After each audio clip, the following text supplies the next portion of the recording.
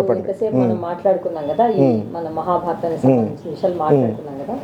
అయితే ఇప్పుడు నా పరిశోధన నేను ముందే చెప్పాను మీకంటే, నేటి సమాజాన్ని దృష్టిలో పెట్టుకొని, ముఖ్యంగా యువతను దృష్టిలో పెట్టుకొని ఈ పరిశోధన ఇలా చేస్తున్నానని చెప్పాను కదా. అయితే ఇప్పుడు మీ వంతుగా మీరు అసలు నేటి సమాజానికి, ముఖ్యంగా యువతకు ఈ మహాభారతం చదవడం వల్ల ఎటువంటి సందేశాన్ని మనం ఇవ్వచ్చు, వాళ్ళ ప్రవర్తన కానీ ఏదైనా సరే. అంటే జీవితం చాలా అమూల్యమైంది అని అంటారు, అట్లాంటి జీవితాలని పెడదోబట్టుకుంటున్నారు. అలా ఉండకుండా ఉండాలని మీరు యువతను ఉద్దేశించి ఒక 4 మాటలు మాట్లాడితే బాగుంటుంది అనుకుంటున్నాను. మీరు మంచి ప్రశ్న అడిగారు. ఇప్పుడు మంచి సలహా కూడా. మహాభారతంలో ఉన్న ఫర్ ఎగ్జాంపుల్ కౌరవులు, అందులో ఒక్కొక్కరికి ఒక్కొక్క క్వాలిటీ. నెక్స్ట్ పాండురాజులు, వాళ్ళ సంతానం ధర్మరాజు 5 మెంబర్స్, వాళ్ళది ఒక్కొక్క క్వాలిటీస్ వాళ్ళది. అందులో వాళ్ళకు కూడా కొన్ని మైనస్లు ఉన్నాయి. ఆ మైనస్ల వల్లనే ఇలాంటివి కొన్ని జరుగుతున్నాయి. తర్వాత ఈ మహాభారతంలో భీష్మాచార్యులు, శ్రీకృష్ణులు, వీళ్ళ పాత్ర చూడండి. వీళ్ళని కూలంకషంగా ఈ యొక్క పర్వాలని ప్రజెంట్ యువత చదివితే వాళ్ళు ఏమి చెయ్యాలి, ఏమి చెయ్యకూడదు, సొసైటీలో మనం గౌరవంగా ఉండాలంటే ఎలా ఉండాలి, కీర్తి ప్రతిష్టలు తీసుకోవాలంటే మనం ఏ విధంగా ఉండాలి అనేది ఇంపార్టెంట్గా వాళ్ళు రిసీవ్ చేసుకోవచ్చు. నెంబర్ 2, ఇప్పుడు యువత తల్లిదండ్రుల మాట వినట్లేదు. మెయిన్ తల్లిదండ్రులు కూడా కొంచెం వాళ్ళ యొక్క ఉరుకుల పరుకుల జీవితాన్ని కొంచెం తగ్గించుకొని వాళ్ళకి ఓ 5th క్లాస్ నుంచో 6th క్లాస్ నుంచో ఇది మహాభారతము, ఇందులో ఇలాంటి మహానుభావులు ఉన్నారు, ఇలాంటి మహానుభావులు ఉన్నా కూడా చిన్న చిన్న తప్పుల వల్ల ఇంత పెద్ద యుద్ధం జరిగింది, మనం ఎంత జాగ్రత్తగా ఉండాలి, స్త్రీలను ఎట్లా మనము ప్రేమించాలి, వాళ్ళకి అగైనిస్ట్గా మనం ఎటువంటి యాక్టివిటీ చేయకూడదు, అది ఒక 6th క్లాస్ నుంచే ఒక 12th వరకు చెప్పుకుంటూ వస్తే ఇప్పుడు కాలేజీల్లో కూడా ఇలాంటిది ఒక పాఠ్యాంశంగా చేర్చాలి. అంటే వాళ్ళు చిన్నప్పటి నుంచి, ఇప్పుడు నేను 1 నుంచి 2 వరకు 12 వరకు చదివిన ఫ్రెండ్స్ ఇంకా నాతో ఉన్నారు. ఆ తర్వాత డిగ్రీ, ఎల్ఎల్బి, ఐఆర్పిఎం, ఎక్కడెక్కడో ఎంతోమంది ఫ్రెండ్స్ వచ్చారు. బట్ 2 to 12th స్టాండర్డ్ వరకు ఎవరైతే నా ఫ్రెండ్స్ ఉన్నారో still we are all get together. ఎందుకు ఈ మాట చెప్తున్నానంటే, ఆ వయసులో వాళ్ళకి ఏదైతే మైండ్లో ఏది మంచి అనిపించి ఎట్లా వాళ్ళు ముందుకెళ్తారో జీవితంలో కూడా అట్లే ఉంటారు. ఇప్పుడు మా జనరేషన్లో నా ఫ్రెండ్స్ ఇంకొకరు తప్పులు చేసి నేను చూడలేదు. ఎప్పుడైతే జనరేషన్ మారుతూ వింత పోకడలు వస్తున్నాయో అవి ఎక్కడ కట్టేలు చేయాలి? మెయిన్ తల్లిదండ్రులు కట్టేలు చేయాలి. స్కూళ్ళల్లో దానికి సంబంధించిన పాఠ్యాంశాలు ఉండాలి. కొన్ని స్కూళ్ళల్లో ఇప్పుడు తెలుగే పెట్టమంటున్నారు. ఇంకా మహాభారతం ఎట్లా తెలుస్తుంది వాళ్ళకి?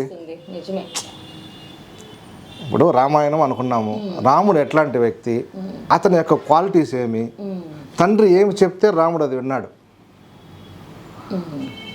ఇదే మహాభారతంలోనే శ్రీకృష్ణుడు అర్జునుడికి ఇచ్చిందే భగవద్గీత అయింది.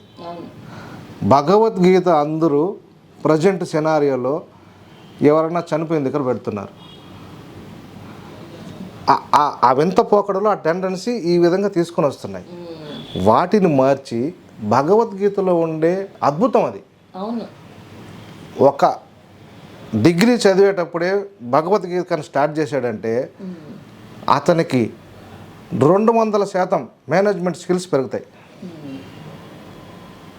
ఎంతోమంది చెప్పున్నారు టీవీలలో, పెద్ద పెద్ద ఆఫీసర్లంతా కూడా మేము భగవద్గీత మాకు హ్యూమన్ మేనేజ్మెంట్ అది, రష్యా కానీ అక్కడ ఇక్కడ ఎన్నో బ్యాన్ చేయాలని చూసినా కూడా భగవద్గీతను ఎవరు టచ్ చేయలేకపోయారు. ఎందుకంటే పవర్ ఆఫ్ దట్ ఇతిహాసం. అందులో ఉండే ఆ భగవద్గీత అయినా మహాభారతం అయినా ఏదో ఒకటి పిల్లలకి చిన్నప్పటి నుంచే చెప్పుకుంటూ వస్తే వాళ్ళే కదా రేపు యువత. వాళ్ళు ఇంకొకరు చెప్తారు. ఇప్పుడు లాయర్ గారు మీరు భగవద్గీత అన్నారు కాబట్టి నాకు ఒక విషయం చెప్పండి. గుర్తొచ్చింది.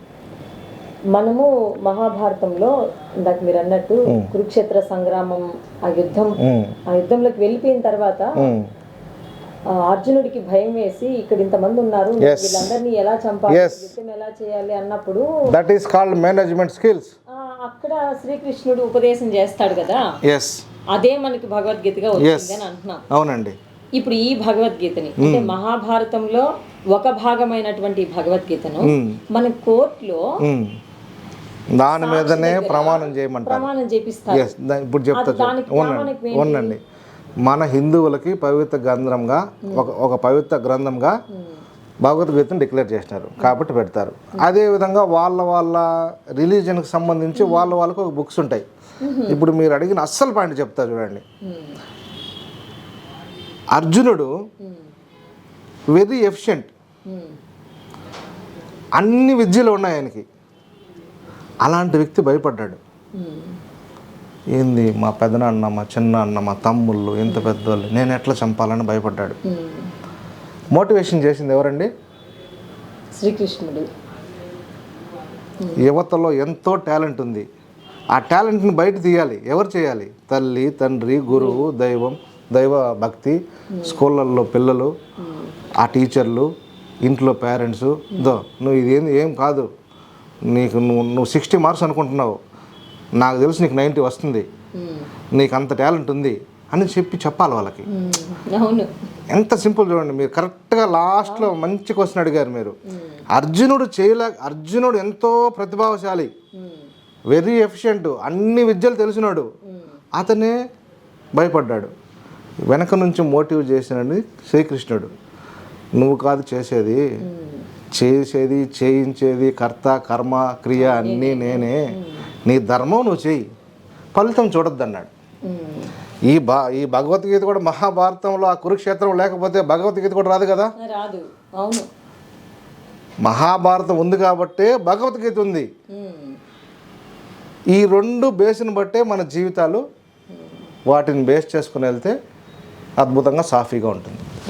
మనం డీవియేషన్ అవ్వాలని ఎప్పుడు మైండ్ అనిపించినా యువతలో వీటిని తలుచుకుంటే మళ్ళీ సక్రమంగా వస్తుంది. ఇది నా యొక్క. ఇప్పుడు ఒక మంచి మాట ఏంటంటే మీరు అన్నారు 60 మార్క్స్ వచ్చేవాడికి లేదురా నీలో టాలెంట్ ఉంది 90. ఎప్పుడైతే పేరెంట్స్ ఇక్కడ ముఖ్యంగా 60 మార్కులు తెచ్చుకున్నప్పుడు నువ్వు వింతే, నీకు నీకు రావు, నువ్వు చదవు అన్నప్పుడు ఏమవుద్దంటే అంటే పర్లేదు కిందకి వెళ్ళిపోతారు. పక్కింటోడు చూడండి 70 వచ్చినాయి, వాటితో ఎందుకు నీ కంపారిజను? మీ జీన్స్ వేరు, వాళ్ళ యాక్టివిటీస్ వేరు, వారితో తెలివి వేరు. నువ్వు నీ కొడుకుని పైకి తెచ్చే చూసుకోవాలి. నువ్వు పక్కింట్లో కంపేర్ చేస్తే వీడికి ఉన్నది కూడా పోతుంది. అది అక్కడే మెయిన్ పేరెంట్స్, స్కూలు ఈ బుక్స్ని కొంచెం కానీ నేర్పించారంటే మళ్ళీ వాళ్ళే డెవలప్ అయిపోతారు.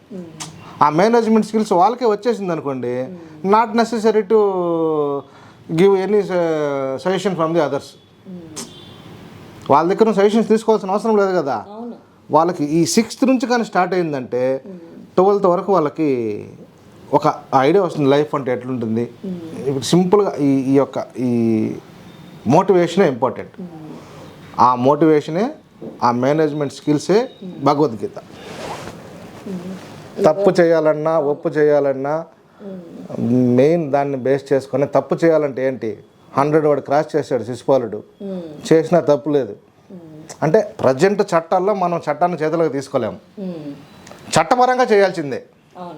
పోలీస్ స్టేషన్లో కంప్లైంట్ ఇస్తే మనకి ఏమన్నా అవుతుందేమో, ఈ భయాలన్నింటినీ తొలగించి అతన్ని ఒక సక్సెస్ఫుల్ హ్యూమన్ బీయింగ్గా తయారు చేస్తుంది. అదండి. చాలా మంచి విషయాలు మాట్లాడుకున్నాము లాయర్ గారు ఈరోజు మనము. మాకు మీ బిజీ షెడ్యూల్లో మాకు కొంచెం సమయం లేదండి. ఇది మంచి సబ్జెక్టు. ఇది మీరు నేను కాదు, కొందరికి ఉపయోగపడుతుందనే ఒక సత్సంకల్పం కూడా ఈ కార్యక్రమానికి తోడైంది.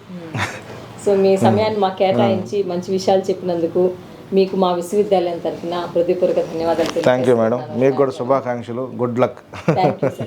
అట్లా మేడం. ఇటువంటి ఒక మంచి పరిశోధనకు నాకు అవకాశం కల్పించినటువంటి మా శ్రీ పద్మావతి మహిళా విశ్వవిద్యాలయం పిఎం ఉషా ప్రాజెక్ట్ కోఆర్డినేటర్స్కు, మమ్మల్ని అందరినీ కూడా ఎంతో చైతన్యపరుస్తూ ముందుకు నడిపిస్తున్నటువంటి మా విశ్వవిద్యాలయం వైస్ ఛాన్సలర్ ఆచార్య ఉమా మేడం గారికి, అదేవిధంగా నాకు నా పరిశోధనకు అనేక రకాలుగా సలహాలు సూచనలు అందిస్తున్నటువంటి మా గురువు గారు ఆచార్య జక్కంపూడి మునిరత్నం గారికి, మా శాఖాధ్యక్షులు ఆచార్య కొలకలూరి మధుజ్యోతి మేడం గారికి నా హృదయపూర్వక ధన్యవాదాలు తెలియజేసుకుంటున్నాను. ఇంకా ఈ నా పరిశోధనలో నేను అడగంగానే నాకు దాదాపు ఈరోజు ఇందాక మనం మాట్లాడినటువంటి న్యాయవాదితో కలిపి 18 మంది మాట్లాడారు. నేను అడగంగానే నాకు వాళ్ళ అమూల్యమైనటువంటి విలువైనటువంటి సమయాన్ని నాకు కేటాయించి చాలా ఓపికగా ఓర్పుతో నాకు సమాధానాలు అందించారు. నా పరిశోధనకు ఇంకొంచెం ఇలా చేస్తే బాగుంటుందేమో అనేలాగా నాకు సలహాలు సూచనలు ఇచ్చారు. అదేవిధంగా నేటి సమాజానికి కూడా వాళ్ళు విలువైనటువంటి సందేశాలను కూడా వాళ్ళు అందించారు. ఆ 18 మందికి కూడా మరొకసారి నేను ధన్యవాదాలు తెలియజేసుకుంటున్నాను. అదే కాకుండా నా ఈ కవిత్రయ భారతంలో ప్రతిబింబించే న్యాయ వ్యవస్థ అనే పరిశోధనకు ఇన్వెస్టిగేటర్గా ఉండేటటువంటి డాక్టర్ ఇందిరా ప్రియదర్శిని గారికి, అదేవిధంగా షెల్వి గారికి, డాక్టర్ శివపార్వతి గారికి, నాకు తోడుగా ఉంటూ నా పరిశోధన తన పరిశోధనగా అనుకుంటున్నటువంటి నా ప్రాజెక్ట్ అసిస్టెంట్ మోనికాకి కూడా నేను ధన్యవాదాలు తెలియజేసుకుంటున్నాను. ముఖ్యంగా చెప్పాలంటే మాకు ఈ వీడియోలకి సహాయ సహకారాలు అందిస్తున్నటువంటి సిఎన్ఎఫ్ డైరెక్టర్ ఆచార్య నీలిమా మేడం గారికి, నా వెంట తిరుగుతూ నాకు రికార్డులో నాతో పాటు నేను ఎక్కడికి వెళ్ళినా, స్పీకర్స్ దగ్గరికి వెళ్ళినా కూడా, అదేవిధంగా స్కూల్స్కి, కాలేజెస్కి, అట్లా అన్ని ప్లేసులకి నాతో పాటు వస్తున్నటువంటి నాగార్జునకి, తర్వాత హర్షకి కూడా, అందరికీ కూడా మనస్ఫూర్తిగా నేను ధన్యవాదాలు తెలియజేసుకుంటున్నాను.